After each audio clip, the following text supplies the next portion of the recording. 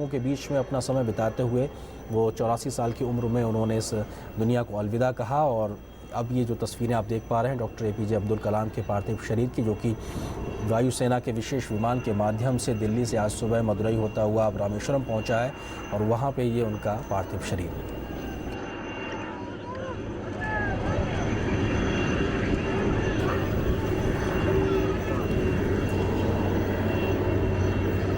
जाहिर सी बात है, हम देख पा रहे हैं तस्वीरों के माध्यम से उनके इस अंतिम विदाई के क्षणों में, जहां पे उनकी जो अंतिम विदाई है, हर एक व्यक्ति शामिल होना चाहता है किसी भी तरीके से, चाहे वो वहां मौके पे मौजूद है या नहीं, या टेलीविज़न स्क्रीन के माध्यम से अपने टेलीविज़न पे वो देख रहा है, लेकिन वो अपने आप को जुड़ा हुआ महसूस करता है उस स्वप्न दृष्टा के साथ में जिन्होंने सपना देखा था विज़न 2020 को सच में साकार करके कैसे ज़मीन पर उतारना है और भारत को विकसित देशों की श्रेणी में खड़ा करना है। ऐसे सपने को देखने वाला, और न सिर्फ सपने को देखना बल्कि उसको कैसे ज़मीन पर उतारना है उसका खाका तैयार करने वाले व्यक्ति की जो अंतिम विदाई है, उसमें हमें सिर्फ रस्मी चीज़ें ही नहीं बल्कि इतनी बड़ी संख्या में लोगों का हुजूम वहाँ पे मौजूद होना, ये बहुत कुछ बयां करता है। वो राजनेता नहीं थे, उन्होंने किसी राजनीतिक दल में नहीं रहे, लेकिन बावजूद उसके उनकी जो लोकप्रियता थी उनके काम के आधार पर थी, उस वजह से ही इतनी बड़ी संख्या में, कहा जाए हज़ारों की संख्या में, न सिर्फ लोग यहाँ पर इस वक्त पहुँचे हुए हैं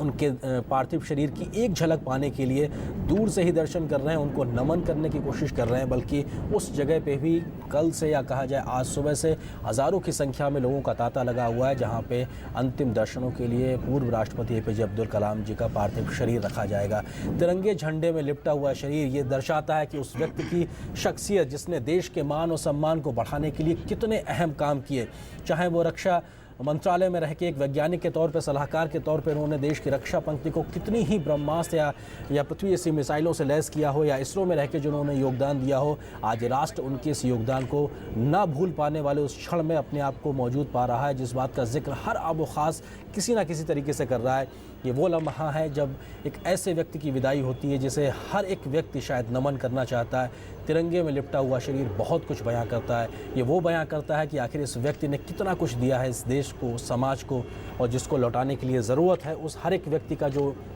जिन्होंने इनकी शिक्षा को सुना है, समझा है, उसको साकार करने के लिए उनकी बातों को मानना और चलना। वो बहुत कुछ नहीं, सिर्फ इतना कहते थे सवाल पूछने की अपने अंदर एक ललक पैदा कीजिए, जानिए समझिए कि आखिर कैसे आगे बढ़ना है। प्रेरित करने का काम जो उन्होंने लगातार छात्रों को किया है, जिस बात का जिक्र अब से कुछ देर पहले पत्रकारों से बात करते हुए वेंकैया नायडू भी कह रहे थे कि अगर इस काल के खंड में देखा जाए तो शायद युवाओं के बीच में लोकप्रिय शख्सियत के दरमियान जितनी ज़्यादा लोकप्रियता कलाम साहब की थी, शायद ही कोई उनके आगे टिकता हो। और ये बात सच्चे अर्थों में है, क्योंकि लोग उन्हें किस हद तक फॉलो करते थे। उनके जो ट्विटर अकाउंट्स थे उस पर लाखों की संख्या में उनके फॉलोअर्स थे, जो वो उनका ईमेल आईडी था जिसको कि वो खुद से रिस्पॉन्ड करते थे, उस पर कोई भी उन्हें मेल करके कोई भी बात कह सकता था, सवाल कर सकता था। तो जाहिर सी बात है कि तकनीक के माध्यम से लोगों के साथ जुड़ना, खासकर युवाओं से जुड़ना, क्योंकि उनका मानना था कि विज़न 2020 में अगर भारत को विकसित देशों की श्रेणी में खड़ा करना है तो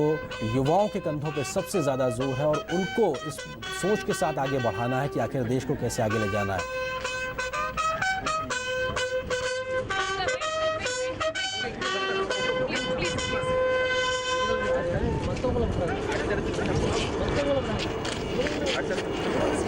Don't worry, ma'am.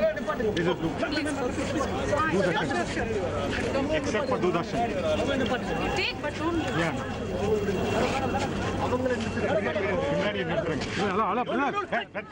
Excuse me. अब ये जगह जहाँ पे हम देख सकते हैं कि उस मार्मिक धुन के साथ में APJ अब्दुल कलाम साहब के पार्थिव शरीर को वहाँ पे रस्मी तौर से वहाँ पे सलामी दी जाएगी, और यहाँ पे विशेष इंतज़ाम किए गए हैं। हेलीकॉप्टर से जब उनके पार्थिव शरीर को यहाँ उतारा गया है, उसके बाद से यहाँ पे केंद्रीय मंत्री मौजूद हैं, राज्य मंत्रिपरिषद के तमाम लोग मौजूद हैं, तमाम गणमान्य नागरिक मौजूद हैं, और जो रस्मी तरीका होता है, जो सैन्य सम्मान के तरीके से होता है, जो राजकीय सम्मान की जो तमाम औपचारिकताएँ होती है, उस आधार पर उनको यहाँ पर नमन किया जाएगा, उनको श्रद्धांजलि दी जाएगी। और उस सारी औपचारिकताओं के बीच में यहाँ केंद्र के नुमाइंदे भी मौजूद हैं, राज्य सरकार की नुमाइंदगी करने के लिए भी लोग मौजूद हैं। ये वो दर्शाता है कि एक ऐसा व्यक्ति जिसके जाने के बाद में न केंद्र न सरकार बल्कि हर भावना से ऊपर उठते हुए हर कोई व्यक्ति यहाँ पे खड़ा हुआ है, चाहे वो किसी दल से हो, चाहे वो किसी भी चीज़ों से ताल्लुक़ रखते हो, लेकिन उनको नमन करने के लिए हर एक व्यक्ति आज मौजूद खड़ा होना चाहता है। और यही वो तस्वीरें हैं जिसमें हम देख पा रहे हैं कि किस तरीके से उनको सैन्य सम्मान और राजकीय सम्मान के माध्यम से उनको श्रद्धांजलि अर्पित की जा रही है।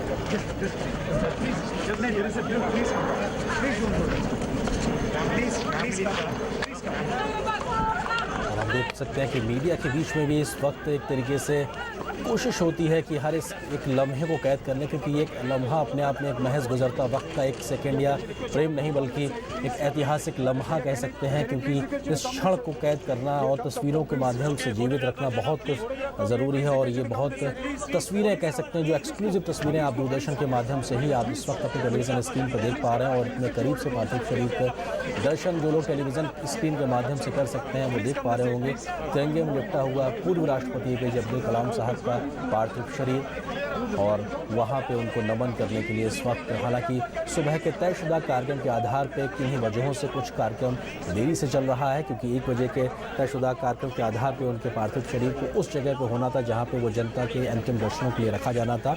लेकिन जो जानकारी मिल रही है वो ये कि अब वो शायद वक्त बढ़ा दिया जाएगा, देर शाम तक उनके पार्थिव शरीर को जनता के दर्शनों के लिए रखा जाएगा। और ये तस्वीरें इस वक्त आप रामेश्वरम के पास से ही देख रहे हैं, जहां पे हेलीकॉप्टर के माध्यम से पूर्व राष्ट्रपति APJ अब्दुल कलाम के पार्थिव शरीर को ले जाया गया है और कल सुबह 11 बजे के आसपास उनके अंतिम संस्कार किया जाएगा। आज देर शाम तक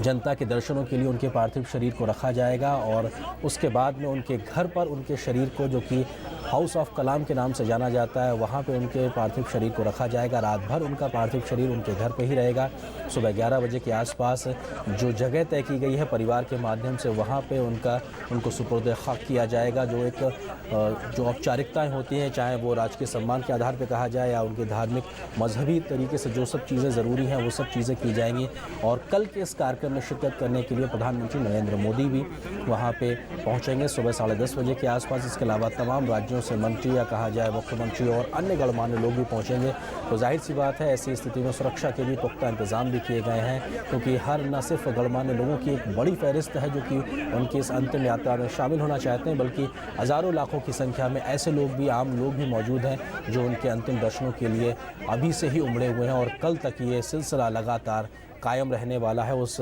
सिलसिले के मद्देनज़र ही हर प्रकार के सुरक्षा के भी इंतज़ाम किए गए हैं और हर उस व्यक्ति को पहुंच उपलब्ध हो सके उनके अंतिम दर्शनों के लिए ये इंतज़ाम भी किए जा रहे हैं। ये लगातार संभवतः राज्य के मंत्रिपरिषद के सदस्य जो कि उनको अपनी तौर से अंतिम श्रद्धांजलि अर्पित करते हुए पुष्पों के माध्यम से, और डॉक्टर कलाम जिसके व्यक्तित्व के बारे में लगातार कहा जा रहा है जब से उनका निधन हुआ है, उसके बाद से लगातार हर एक व्यक्ति जो है, चाहे वो किसी भी चीज़ से जुड़ा रहा हो, वो अपने आप को कलाम साहब के साथ जुड़ा हुआ महसूस करता है। उनके द्वारा लिखी हुई किताबों की बात हो, उनके द्वारा लिखे हुए आर्टिकल्स की बात हो, उनके द्वारा दिए हुए कुछ कोट्स की बात हो, हर एक शब्द अपने आप में, जिसको कहते हैं गागर में सागर समा जाने वाली बात कम से कम नज़र आती है। उनके द्वारा एक एक शब्द इतना अपने आप में परिपूर्ण नज़र आता है कि अगर एक शब्द या एक कोट को ही पकड़ के अगर कोई व्यक्ति अपने जीवन का एक ध्येय बनाए तो शायद वही अपने आप में पर्याप्त होगा बहुत कुछ ऊंचाइयां छूने के लिए, क्योंकि बचपन से जिस ऊंचाइयों को छूने का उन्होंने सपना देखा, लेकिन जिस अभाव का एक ज़िंदगी उन्होंने बिताई, अखबारों को बेच के उन्होंने अपने पढ़ाई के खर्चे को निकाला और कोशिश की कि आखिर वो किसी भी तरीके से पढ़ाई कर सके, क्योंकि उनके सपने थे ऊंचाइयों को छूने के और उस ऊंचाई तक, देश की ऊंचाई को भी आगे पहुंचाने के लिए उस सपने को उन्होंने न सिर्फ अपने लिए पूरा किया बल्कि देश के लिए उन्होंने जो कुछ करके दिखाया है, देश की रक्षा के लिए, देश की सुरक्षा तैयारियों के लिए, देश के अंतरिक्ष की तैयारियों के लिहाज से वो अपने आप में बहुत कुछ बयां करता है।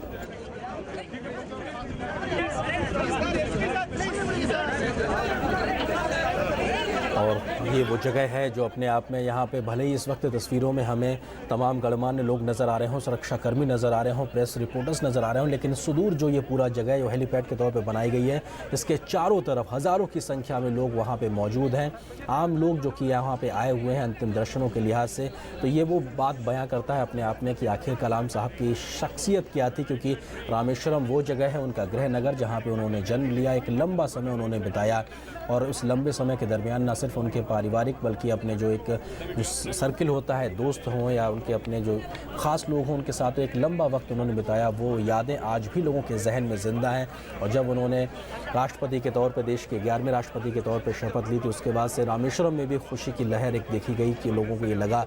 कोई व्यक्ति किस तरीके से रामेश्वरम से लेकर रायसीना हिल तक का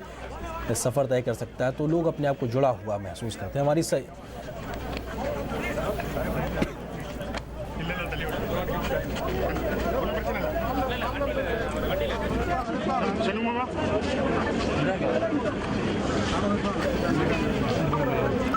और इस वक्त तस्वीरों में आप ये वो स्थान देख पा रहे हैं जहां पे अब से कुछ देर बाद लगभग 20